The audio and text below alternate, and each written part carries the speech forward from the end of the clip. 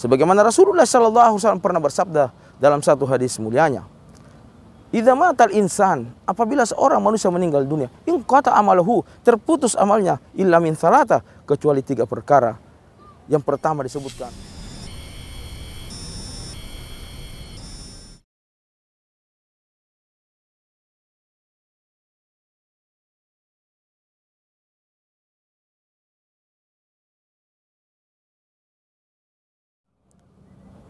Assalamualaikum warahmatullahi wabarakatuh. Alhamdulillahirabbil alamin. Assalatu wassalamu ala asrafil anbiya'i wal mursalin wa ala alihi wa ashabihi wa man tabi'ahum bi ihsani ila yaumil amma ba'd.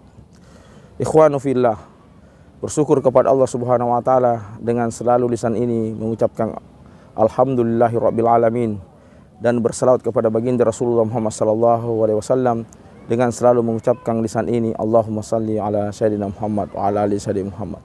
Ikhwanu fillah, kita hidup di dunia ini, Allah berikan di pundak kita yaitu 4 amanah.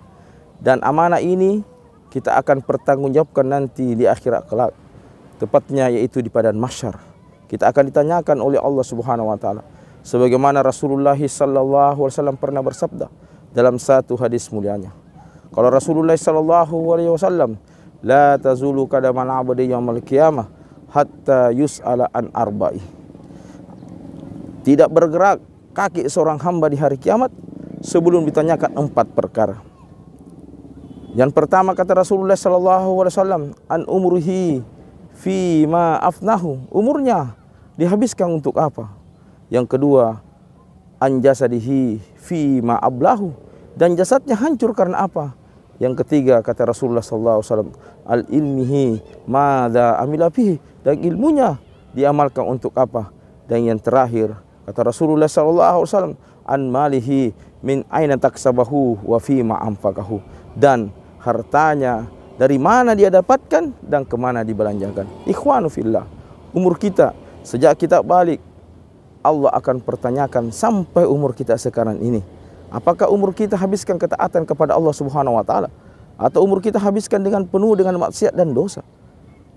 Maka renungan bagi kita, jika umur kita, masa lalu kita, masa yang kelam, masa lalu kita penuh dengan dosa, masa lalu kita penuh dengan maksiat, maka ketika Allah berikan kita kesempatan untuk hidup lagi, ketika Allah berikan kita umur untuk hidup lagi, maka bertobatlah kepada Allah Subhanahu wa taala. Karena sehebat apapun masa lalu kita, sekelang apapun masa lalu kita, sebanyak apapun dosa kita, sebesar apapun maksiat kita, jangan berputus asa atas rahmatnya Allah Subhanahu wa taala. Sebagaimana Allah berfirman di surah Az-Zumar ayat 53, a'udzubillahi minasyaitonir rajim. Qul ya ibadalladzi asrafu ala anfusihim la taqnatu mir rahmatillah. Innallaha yaghfirudz dzunuba jami'a. Innahu huwal ghafurur rahim. Katakan Muhammad kepada hamba-hambaku, kita sudah pemaksiat, kita ini sudah pendosa, kita banyak sekali tidak melakukan ketaatan kepada Allah Subhanahu wa taala. Kita penzina, kita peminum khamar, tapi Allah tidak memanggil semua. Tidak memanggil kita hai pendosa, tetapi Allah masih memanggil kita sebagai hamba-hamba. Katakan Muhammad kepada hamba-hambaku yang sudah melampaui batas, yang sudah punya maksiat yang sangat banyak, yang sudah punya dosa yang sangat luas. Katakan kepada mereka, jangan berputus asa atas rahmat Allah. Sesungguhnya Allah akan mengampuni dosa kita semua. Sebesar apapun dosa kita, Allah akan ampuni dosa kita semua. Maka ikhwanu fillah, umur kita sisa umur kita ini, maka manfaatkan untuk bertobat kepada Allah Subhanahu wa taala. Yang kedua adalah jasad kita ini. Jasad kita ini, telinga kita, kepala kita, mata kita, kaki kita, tangan kita, terutama hati kita, semua akan dipertanyakan di hadapan Allah Subhanahu wa taala. Kemana kaki kita melangkah? Apakah kaki kita ini melangkahkan ke tempat maksiat, atau kaki ini melangkahkan ke tempat-tempat beribadah, ketaatan kepada Allah Subhanahu wa taala? Lisan ini terutama, apakah kita mampu menjaga lisan kita? Jangan sampai lisan kita ini gunakan untuk memfitnah, menggibah, yang bikin kita, yang membuat kita bangkrut nanti di akhirat. Karena apa? Karena lisan kita tidak jaga.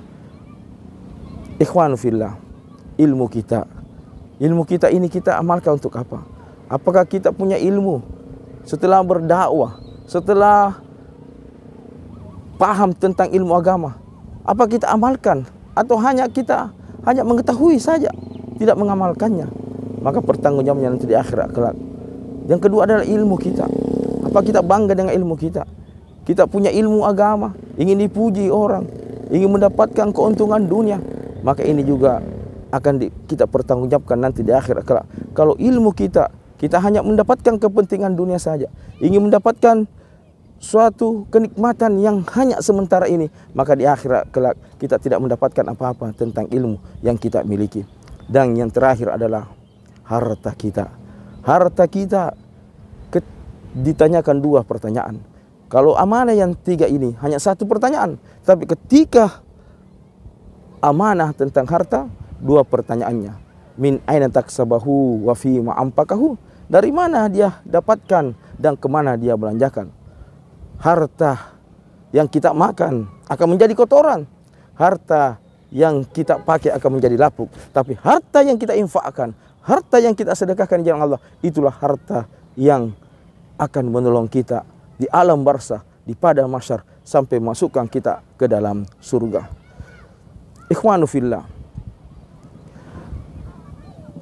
ada orang-orang yang nanti ketika sakaratul maut, dia ingin kembali ke dunia ini hanya untuk bersedekah. Sebagaimana Allah berfirman di surah Al-Munafiqun ayat 10. A'udzubillahi minasyaitonirrajim.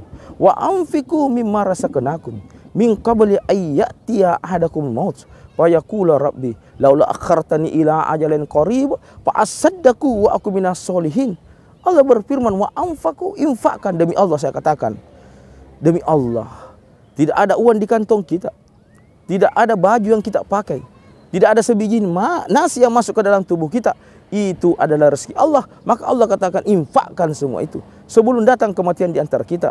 Dan kita mengatakan, ya Tuhanku, tunda sebentar kematianku agar aku dapat bersedekah. Yang kita katakan pertama bersedekah dan berbuat amal soleh. Karena apa? Sedekah jariah, pahalanya akan mengalir terus di kuburan kita sampai memasukkan kita ke dalam surga. Sebagaimana Rasulullah SAW pernah bersabda dalam satu hadis mulianya, idza matal insan, apabila seorang manusia meninggal dunia, in qata amaluhu, terputus amalnya, illa min salata, kecuali tiga perkara. Yang pertama disebutkan sadaqatun jariyah, sedekah jariah. Ikhwanu fillah, jika Allah menitipkan harta terhadap kita, maka infakkan untuk pembangunan masjid. Ketika kita infakkan di jalan pembangunan masjid, selama masjid itu dipakai sholat duhur, sholat asar, sholat maghrib, sholat isya, sholat subuh, maka terus mengalir pahalanya ketika kita berada di alam barzah, di padang mahsyar, sampai kita masuk ke dalam surga. 24 jam masuk pahalanya selama masjid itu dipakai beribadah kepada Allah Subhanahu wa taala. Ikhwanu fillah, renungan bagi kita ini, jaga amanah yang Allah berikan kepada kita, yang kita akan pertanggungjawabkan di akhirat kelak. Hanya dengan ilmu kita bisa bahagia di dunia dan bertetangga di surga. Demikian nasihat yang kami sampaikan. Semoga bermanfaat. Assalamualaikum warahmatullahi wabarakatuh.